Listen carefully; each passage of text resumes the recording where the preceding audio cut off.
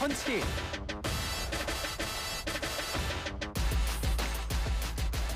네, 저는 그 세대입니다. 가족들이 모여 앉아서 두 손에 땀을 쥐고 권투 경기를 함께 보던 세대이기도 한데요.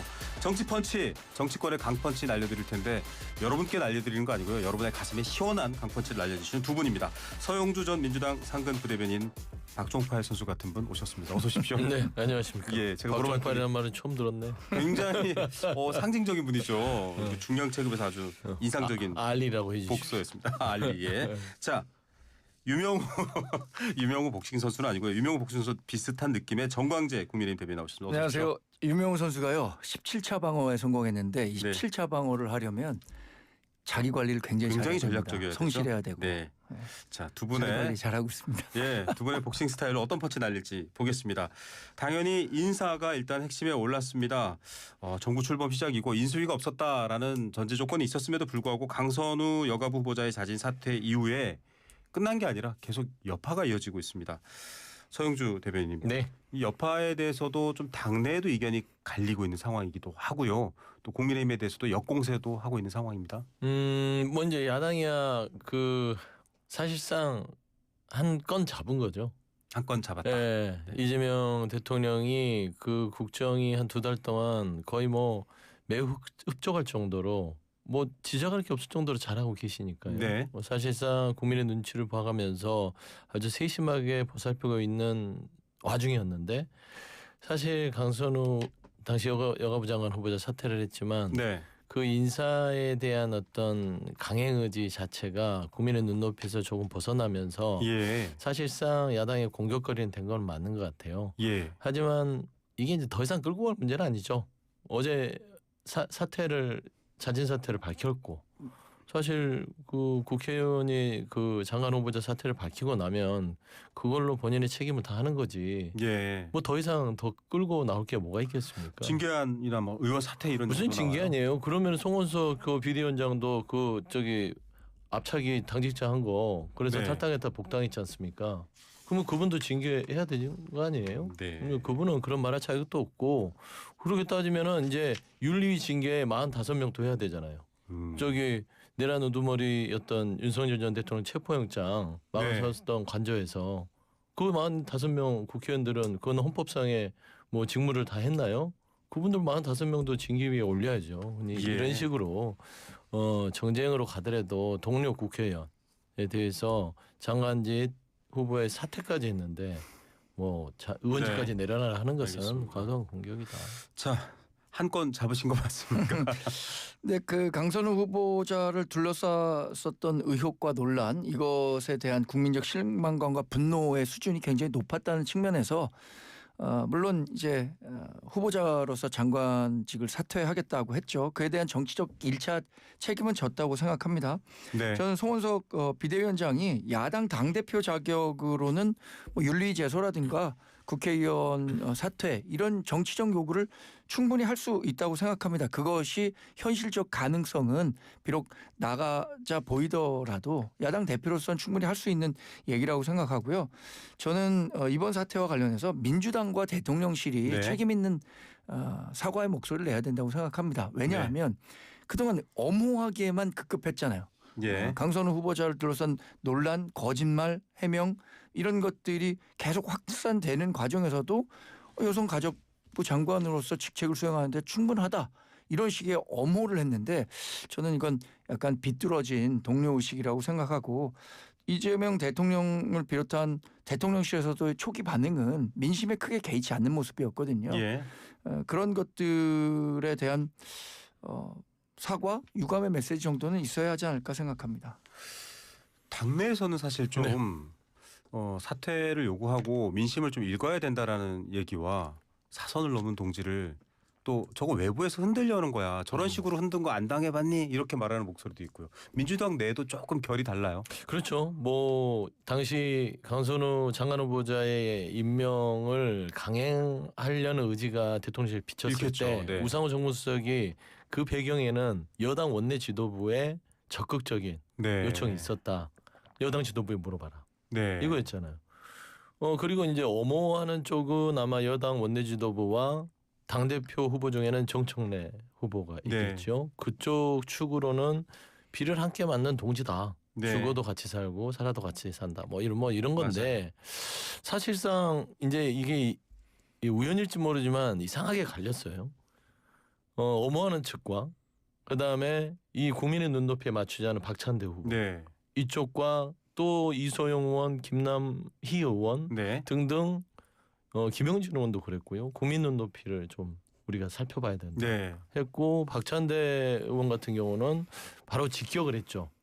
뭐 국민 눈높이에 맞춰서 이른바 17분 논란 뭐 연관은 없었다고 합니다만. 연관은 없었지만 일단은 명심 이제 논란이 그 당내에서도 그런 의견들이 좀 분분하게 갈려 있는 상황이고 지금도 그 여지는 좀 식지 않은 것 같은데 어느 쪽이 좀 더 뜨겁고 세력이 더 강합니까? 일단은 처음에는 그래도 지켜야 되지 않겠냐는 쪽이 네. 뜨거웠는데 점점 더 이렇게 이성을 찾아가면서 그렇지 이게 국민의 눈높이에는 강선호 후보자가 계속해서 그 자리에 있는 게 조금은 상식에 벗어나지 않냐라는 네. 쪽으로 지금 좀 옮겨가는 것 같아요. 예. 근데 이 문제를 일단락을 하려면 저는 제안을 어제도 드렸지만 예. 여당 원내 지도부가 결자해지를 해야 된다. 결자해져야 된다. 이게 뭐 이재명 대통령이 인사권자로서 여당 지도부의 의견을 충분히 수렴한 게 무슨 이재명 대통령의 무슨 책입니까? 예. 사실상 집권 여당인 민주당에서 그렇게 강력히 하면 대통령이 그 뜻을 수용한 거죠. 고려해서. 그리고 고민한 거죠. 예. 그러니까 재송부를 한 거 아니겠어요? 그러면 여당 원내 지도부에서 왜 강행을 했는지 강행했다는 부분들이 설사 동지의식이든 아니면 여러 가지의 그 뭐 업무적인 부분으로 한 번의 기회를 주자. 예. 라는 어떤 그 배경이 있다 하더라도 국민의 눈높이에 맞지 않았으면 우리가 조금 민심을 제대로 읽지 못한 것 같습니다. 네. 다음부터는 이런 일이 없도록 더 노력하겠다. 이 정도 입장 표명을 해서 선을 그어주는 게 이 강선우 후보자 논란을 일단락짓는 지혜가 아닐까 생각합니다. 예. 계속 잼만 나오고 있는 상황이네요. 그 동지라는 말은 참 좋은 말입니다. 네. 항일 투쟁이나 독립운동, 뭐 민주화 운동할 때 동지 뜻을 너무 좋은 함께하는 말이죠. 사람. 네. 예. 좋은 일하고 명분이 있는 일을 할 때 동지라는 것은 참 좋은 일이고 그때는 함께 비를 맞아야죠. 네. 그런데 명분 없고 국민의 눈높이에 한참 벗어난 일에 대해서까지 동지라는 이름으로 비가 올 때 같이 맞겠다라는 것은 아까 말씀드린 약간의 삐뚤어진 동료의식이라고 봅니다. 예. 그러니까 우리가 친한 친구에게도 할 수 있는 말이 있거든요. 분명히 잘못된 길로 가려고 했을 때 그게 옳은 길이 아닌 것 같다라고 말할 수 있는 사람이 진짜 친구라고 생각하거든요. 진짜 동지고. 근데 정청래 의원 같은 경우에는 뭐 함께 비를 맞는 게 동지다. 이렇게 네. 강선우 의원을 끝까지 엄호하려고 하는 듯한 모습을 보면서 약간 좀 안쓰러운 모습이었다라고 봅니다. 그 저는. 당 외부 심지어는 야당의 입장에서 봤을 때는 이게 지금 전당대회가 있기 때문에 어떻게 보면 굉장히 첨예해졌거든요. 보통 경우도 이 사람이 이렇고 저 사람 저렇구나 할 수 있는 문제지만 당심, 당의 생각 혹은 국민들의 민심이 어느 방향으로 가는지를 각 두 후보가 다르게 읽고 있는 것 같아요. 정광재 대변인께서는 근데 어느 쪽에 그동안 힘이 실리는 두 방향으로. 후보가 보여왔던 정치 스타일이 드러나는 거 아닌가요? 정치 스타일. 네. 박찬대 의원 같은 경우에 여기서 지금 말하는 정치 펀치니까 네. 박찬대 의원 같은 경우에는 약간 메이웨더 스타일이에요. 네. 메이웨더가 무패 복서입니다. 네. 은퇴할 때까지 한 번도 지지 않았고요. 본인도 실력과 유능함으로 승부한다 이렇게 말씀하세요. 그렇죠. 그리고 굉장히 전략적이고 네. 스마트하죠. 그리고 또 전체적인 분위기를 잘 파악하고 네. 계신 것 같고 정청래 의원 같은 경우는 파키아오 스타일이죠. 가장 최근의 복서들입니다. 네. 파키아오 얼마 전에 복귀 전도 했던데 파키아오는 굉장히 저돌적이거든요. 네. 이분 7체급 연속 석권했었던 분인데 전설적인 복서인데 그런 그 정치적 스타일이 지금 강선우 후보자 논란을 대하는 태도 당대표 경선 과정에서도 그대로 드러나고 있는 것 같아요. 여러분 스포츠 방송 아니고 시사 방송입니다. 자, 서영주 대변인께 여쭤볼게요. 이 사안 이후로 앞서 뭐 징계한 얘기도 했지만 또 안규백 장관 후보자를 비롯해서 여러분들 뭐 최동석 인사비서관 계속 이제 국민의힘에서는 뭐 아까 한 건 잡았다고 했지만 한 건을 잡아서 여러 건으로 공세하고 있는 입장이거든요. 그러니까 제가 처음에 강선우 후보자에 대한 논란에 대해서 빨리 일단락을 짓는 게 이재명 정부의 성공을 위해서 좀 전략적으로 영리한 것이다라고 얘기를 했던 이유는 그거예요. 전략적 역량. 균열이 생겼잖아요. 네. 이게 인사의 균열이 생기니까 그 균열을 파고들려고 계속해서 야당 쪽에서 공격을 하는 겁니다. 네. 빌미를 줘서는 안 된다라고 했는데 결국에는 여당 원내 지도부가 이재명 정부의 어떤 여러 가지의 리스크를 가져온 꼴이 돼버렸어요. 왜 빌미를 주죠? 그러니까 민심의 안테나가 돼서 대통령이 설사 강행을 한다 하더라도 여당 원내 지도부가 아닙니다. 지금 민심이 심상치 않습니다. 강행해서는 안 될 것 같고 아무리 그래도 현역 불패에 대한 관행이 있다 하더라도 우리 이재명 정부는 달라야 됩니다. 이런 네. 조언을 해야 되는 것들이 여당 지도부의 일임에도 불구하고 사실 그 균열 속으로 지금 야당이 빌미를 자꾸 파고드는 거예요. 당 지도부가 좀 빌미를 그러니까 관리를 못 하고 있는 측면이 있다 이렇게 좀 아니 날카롭게 그냥 이거는 제가 말씀을. 뭐 그냥 탓하는 게 아니라 네. 그동안 발언들을 보세요.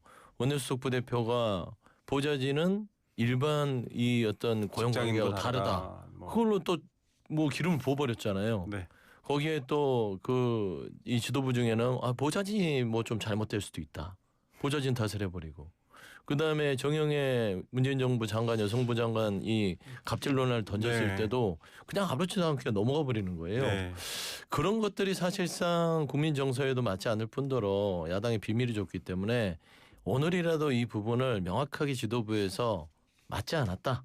네. 우리가 약간 좀 부족했다 하면서 예. 일단락을 해야 야당에서 더 공격거리를 가지고 들어오지 않을 사안 같고요. 사실 뭐 그 징계위 하자는 것은 정쟁으로 가자는 소리인데 저는 그런 뭐 여력이 국민의힘이 되나 싶어요. 지금 예. 현재 뭐 전환길 씨 데려다가 지금 구구하려고 하는 마당에 무슨 어느 민주당 집권 여당에 대해서 일부 인사를 가지고 흔든다는 거 통하지도 않을 것 같다. 그런 말씀드립니다.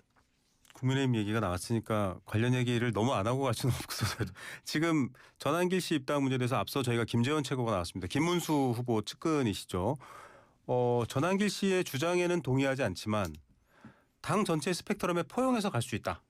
그러니까 좀 파일을 키우고 여러 가지 이 세력을 키우는 데 있어서는 한 목소리를 해야 된다. 이런 입장이신 것 같아요. 근데 그 전환길 씨가 주장하고 있는 내용들을 살펴보면 크게 두 가지잖아요. 네.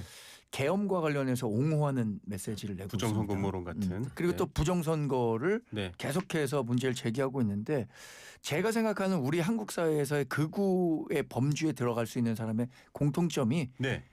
그 계엄 옹호 네. 또 부정선거에 대한 의문을 계속 제기하는 사람들. 네. 왜냐하면 부정선거에 대한 의문을 계속 제기할수록 우리가 정치를 왜 하나? 정당 활동을 왜 하나? 어차피 부정선거라면 네. 우리가 아무리 열심히 정치 활동을 시스템의 한다고 불신. 하더라도 네. 선거를 할 필요가 없는 거잖아요. 이런 불신을 계속 만들면 안 되고 또 하나는 사법 시스템에 대한 불신을 조장하면 안 되거든요. 예. 지난 서부지법. 1월에 있었던 서부지법 네. 폭동 사태와 같은 그런 공통점들 가운데 상당 부분을 공유하고 있단 말이에요. 예. 전환길 씨가 처음에 탄핵과 관련해서 얘기를 했을 때는 전환길 씨가 갖고 있었던 어떤 순수성 이런 것들을 의심하지 않았는데 지금은 오히려 본인이 정말 정치인 반열에 오르면서 그 메시지들을 계속 당에 전파하려고 한다면 네. 그것은 저는 당에서는 좀 심각하게 들여다볼 필요가 있다고 생각합니다. 네. 당이 수용할 수 있는 정도인지 아닌지에 대해서 지금 서울시당에서 검토를 하기로 했잖아요. 예. 그 부분에서 한번 검토를 받아볼 필요는 있다고 생각합니다. 조갑재 TV 조갑재 대표가 김문수 전 대선 후보 세력이 당권 잡으면 국민의힘 정당 해산 주장 힘이 실린다. 이런 표현도 썼어요. 아마 이렇게 전환길 씨 포용하는 것까지 아마 염두에 두고서 한 발언 같기는 한데요. 그러니까 만약에 김문수 후보가 지금 유력한 당 대표 후보잖아요. 네. 당권을 잡아서 전환길 씨가 주장하는 내용의 상당 부분을 우리 당에 운영하는 쪽으로 받아들인다면 네네. 그러면 조갑재 대표가 얘기하는 수준으로 우리 당이 위기에 몰릴 수 있겠죠. 정당 그러나 해산, 그런 일은 없을 거라고 생각합니다. 저는. 정당 해산 심판 진행될 것 같습니다. 저는 현실화되고 있다고 봅니다. 네. 사실상 위헌정당이란 부분들이 그렇게 복잡하지 않아요. 헌법에 규정된 정당의 활동이 민주적 기본 질서하에서 이루어져야 됩니다. 네네. 조직도 그렇고요. 네. 활동도 그렇고요. 그게 그 헌법을 어긴 정당으로서의 활동은 위헌 정당의 심판을 받을 수 있습니다. 김재원 최고는 아니 구체적으로 우리가 뭐 여러 가지 당 운영이라든지 당의 뭐라 그러죠 그 당헌 뭐 이런 것들이 위원이 어딨냐? 당원은 아니죠. 네. 그러니까 당원 당규를 위반한 세력들로 당이 운영이 된다면 네네. 위원 정당의 심판의 대상이 되는 거라니까요. 네. 그러니까 위원 정당이라고 제가 말하는 게 아니라 네. 위원 정당으로의 대상이 돼서 네. 심판을 네. 판단을 받을 지경에 이르렀다. 그거 굉장히 완전 치욕적인 거예요. 예. 사실상 국민의힘이 보수 정통 정당으로서 오랫동안 뭐 부침이 있었지만 명맥을 유지해왔지 않습니까? 네. 지금 전환길과 윤석열로 인해서 대가 끊기게 생겼습니다. 예. 근데 그 심각성을 몰라요. 사실상 전환길이라는 인물이 국민의힘에 얼마나 해악적이냐면 계엄을 옹호하고요. 그다음에 탄핵을 반대하면서 윤석열을 안아야 된다. 부정선거 반드시 밝혀내겠다. 이 세 가지는 헌법 밖의 이야기입니다. 예. 헌법 밖의 이야기를 하는 사람을 끌어안자고 누가 하고 있어요. 지난 국민의힘의 대선 후보였던 김문수 전 후보죠. 예. 그다음에 그 옆에 측근인 김재원 전 최고, 네. 나경원, 장동혁. 장동혁, 또 예. 누굽니까? 저기 송원석 의원도 거기에는 네. 좀 했지만 거기 행사에만 참석을 했죠. 그다음에 윤상현 의원도 어제 나와서 본인은 절연하는 것보다는 좀 애매하게 얘기를 했어요. 네. 그러면 전환길 씨를 지금 현재 송원석 지도부가 서울시당에 넘겼다고 하는데 이것도 쇼예요. 주판을 튕기는 거죠. 지도부는 전환길 씨를 바로 직접 안건으로 상정해서 처리할 수 있습니다. 예. 그리고 전환길 씨의 알겠습니다. 언행과 어떤 발언들에 네. 대해서 대한민국 모든 국민이 하는데 왜 국민의힘이 지도부만 검토해야 되죠? 결국에는 그 부분들이 위원장당으로 가는 길이다. 그거는 뭐 부인할 수 없는 것 같아요. 뭐 한동훈 전 대표도 불출마했고요. 지금 또 당내에서 안철수, 조경태 이런 분들이 좀 혁신, 탄핵에 대한 명확한 입장, 비상계엄에 대한 입장이 있음에도 불구하고 이른바 반탄파, 김문수, 장동혁, 주진우 이런 분들의 힘이 실리고 그리로 될 것 같다라는 전망도 있습니다. 정광재 대변인, 이 전망이 나오는 배경이나 가능성. 일단 그 전환길 씨 논란과 관련해서는 이분이 우리 당에 지금 평당원으로 입당을 한 상태잖아요. 네네. 이분이 우리 당의 운영과 관련해서 직접적인 영향을 가질 수 있는 지위에 전혀 있지 않습니다. 네. 그리고 그분이 했던 얘기들에 대해서 계속해서 이런 그 위헌적이고 당원 당규에 위반되는 내용이 있다면 징계하겠다는 방침은 네. 명확한 거예요. 그래서 그것에 대한 평가가 일단 당내에는 절차라는 게 있으니까 네네. 윤리위원회가 개최돼야 하는 거고요. 지금 당권 경쟁과 관련해서 앵커께서 말씀하신 것처럼 탄핵과 관련해서 찬성했던 사람들과 반대했던 사람들로 또 구도가 나뉜 거예요. 예. 지난 대선 후보 경선 2라운드 성격이 된 거죠. 결국에는 저는 그 지난 5월 3일에는 탄핵과 관련해서 시간이 얼마 지나지 않았기 때문에 예. 그런 그 탄핵에 반대했던 그 김문수 후보가 네. 대선 경선 후보가 될 수 있었는데 이제 벌써 탄핵 그 재판이 나온 지가 4월 4일에 나왔으니까 네. 4개월 후에 8월 22일에 전당대회가 치러집니다. 저는 우리 당원들이 갖고 있는 집단지성이라는 거를 믿습니다. 예. 5월 9일이었던가요? 그 비민주적인 후보 교체가 있었을 네. 때 단 하루 만에 당심으로 바꿔버렸잖아요. 오늘 그 달점을. 당무검사 결과가 나오는데 네. 별 내용은 없다. 또 이런 평가가 있습니다. 그런 그 우리 당원들의 집단지성이 저는 8월 22일 전당대회도 발현될 수 있을 거라고 생각합니다. 근데 이게 너무 희망 섞인 그 아니란 생각이에요. 네. 전환길 씨가 평당원이다. 근데 그런 평당원을 왜 중진 의원들이 앞다퉈서 품으려고 그러죠? 표가 되니까 그렇잖아요. 10만 양병설 하는데 그 10만은 허위라고 하는데 왜 송원석 지도부는 이렇게 주춤주춤하는 것이고 예. 속도도 못 내고 김문수 대선 후보도 안고 있고요. 나경원 의원이 문을 열어줬죠. 장동혁 의원도 전환길 씨를 품어야 된다고 하고 있어요. 윤상희 씨도 그렇죠. 그러면 결국에는 중진들이 다들 선거에 나온 사람은 전환길 씨라는 이 위험한 인물을 품으면 이번 선거에 도움이 되겠다라고 생각하는 겁니다. 예. 그래서 뭐 지난 밤에 네. 5월 10일 날 정당 구태타로 후보 바꾸는데 당원들이 바꿨다. 그건 아주 특이한 케이스고요. 사실상 김문수 후보가 저는 될 가능성이 높다고 보는데 그 후보 자체의 발언에서 전환길 씨를 안겠다. 그리고 탄핵 반대에 있어서 그 당론 취소도 못하면서 무슨 개혁을 하겠다고 합니까? 그 한동훈 후보는 극우의 스크럼에 좀 대항하자 이런 얘기를 했는데 홍준표 지금 그 포용되지 않고 계신 분입니다. 아직까지는 한동훈 후보를 향해서 전 대표를 향해서 국민의힘은 보수다. 극우랑 구분 못하냐. 근데 말이 이게 논리적으로 좀 극우도 포용하자라는 얘기와 지금 막 뒤죽박죽 돼 있긴 합니다만 어떻게 보십니까? 극우 세력을 포용하는 수준이 있을 거라고 생각합니다. 네. 극우 가운데에서도 전환길 강사처럼 지속적으로 자신의 메시지, 정치적 메시지, 극우적 메시지를 당 전체에 전파하려고 하는 사람이 있겠죠. 예. 이런 사람들에 대해서는 우리가 경계하고 징계할 게 있다면 알겠습니다. 징계해야 되는 거죠. 그 국민의힘은 참 답답하게 한마디만 하면 반탄이 뭐가 그렇게 소중한지 번개탄보다 못해요. 번개탄은 꺼진 불이라도 살리잖아요. 반탄은 뭘 살려요 도대체. 예. 굉장히 갑자기 훅 치고 들어오셔서 예. 그리고 정광기 대변인 여기 출연하셔서 박찬대 후보가 대표 될 거다라고 하셨다는데 이거 사실 왜냐면요 국민의힘에서 될 거다라는 사람 오히려 이 민주당에도 복잡한 생각을 하게 만들거든요. 아니 여의도에 있는 정치 전문가들 10이면 10명이 다 박찬대 의원이 당대표 된다고 얘기했어요. 네. 심지어 민주당의 아주 정통한 정치 많은 패널들도 네. 저에게 보나마나 박찬대 의원이다 이렇게 얘기를 했는데 네. 실제 우리 민주당의 당심은 다르게 나타나고 있는데 저는 여기서도 이걸 느꼈습니다. 우리 당도 굉장히 강성 지지층들의 목소리가 커지고 있잖아요. 선명성 결집. 네. 네. 민주당도 지금 그런 것 같아요. 굉장히 선명한 여당을 강조하고 있는 정청래 의원이 보여왔던 행보를 지지하는 강경 지지자들의 목소리가 굉장히 당을 지배하고 있다.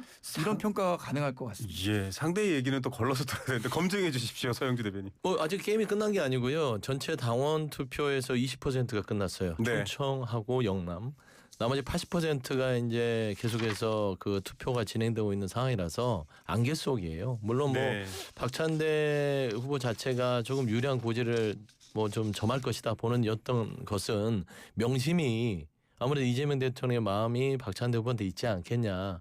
나는 네. 이유에서 좀 추측했던 것 같은데 저는 박빙 승부가 이뤄질 거라고 늘 얘기했어요. 예. 그러니까 정청래 후보는 당원들의 표를 의식해서 당원들이 듣고 싶어하는 얘기를 하고 박찬대 후보 자체는 당원들도 중요하지만 이재명 대통령이 성공할 수 있는 소리를 하고 네. 그러면은 결국에는 합리적인 당원들이 박찬대 후보 측에서는 나에게 표를 줄 것이다. 네. 왜냐하면 이재명 대통령한테 도움이 되는 당대표가 당원들은 바랄 거 아닙니까? 네. 근데 전략적인 방식으로 다가섰을 때 초반에는 정청래 후보 자체가 당원들의 마음을 많이 얻어서 수치가 높게 나타났으나 지금 강선호 후보에 대한 어떤 그 네. 태도의 변곡점이 선거를 또 흔들 수 있는 또 하나의 요인이 되지 않을까 보입니다. 당심도 참 알기가 어렵네요. 5월 10일 얘기도 해주셨습니다만 끝으로 윤석열 대통령 처음으로 이제 뭐랄까 체포영장 집행돼서 구속될 때 언론 보지 말고 유튜브 보라 이 얘기한 거 기억나시잖아요. 또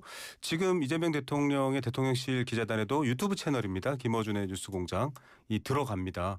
물론 이제 유튜브가 굉장히 영향이 커졌습니다. 좀 기성 언론이 못하는 것도 하고 있는데 이걸 어떻게 봐야 될까에 대한 또 해석도 나오는 것 같아요. 정광기 대변인 먼저. 공교롭게 서 의원님이나 저나 네. 다 기자 출신인데 네. 유튜버들에게 출입 기자단의 문호를 열겠다. 저는 다양한 매체의 문호를 여는 것에 대해서는 원론적으로는 공감하는데 네. 이번에 유튜버들에게 공개된 곳에 세 곳이 네. 출입을 하게 됐는데 세 곳이 공교롭게 다른 사람들의 의심을 살 만한 성격의 매체들이에요. 네. 그렇다면 이것이 열기로 한 것이 결국에는 본인들에게 유리한 매체를 출입을 받아주기 위해서 만들어낸 일종의 장치 아니냐?